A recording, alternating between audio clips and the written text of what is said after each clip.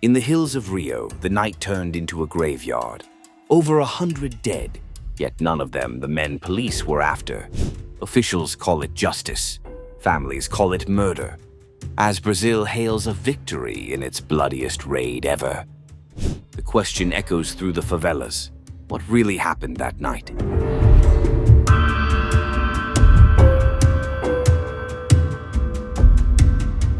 Rio de Janeiro's governor has hailed Brazil's deadliest-ever police raid as a success, even though none of the 117 people killed were among the 69 suspects named in the original case.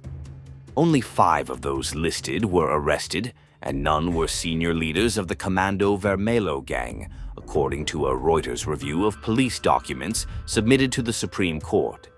Operation Containment left 121 people dead, including 4 officers and 2 teenagers, but failed to capture the gang's main leader, Edgar Alves de Andrade, known as Doca. Rio's Public Safety Secretary, Victor dos Santos, said the goal had been to arrest those charged, but added, "It wasn't very easy to look for 69 people among the 280,000 who live in the favelas."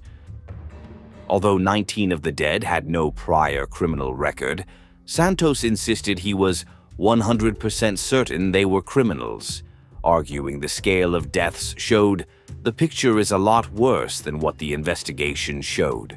Families of the victims accused police of indiscriminate killings, said.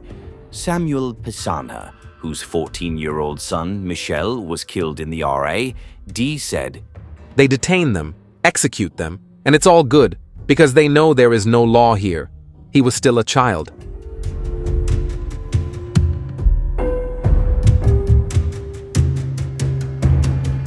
Tawa Brito, 36, said she had waited in anguish for hours for a reply from her 20-year-old son, Wellington, before deciding to go look for him herself.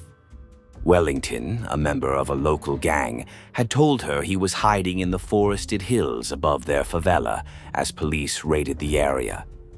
In one of his last messages to her, reviewed by Reuters, he wrote, "I just want this all to end already."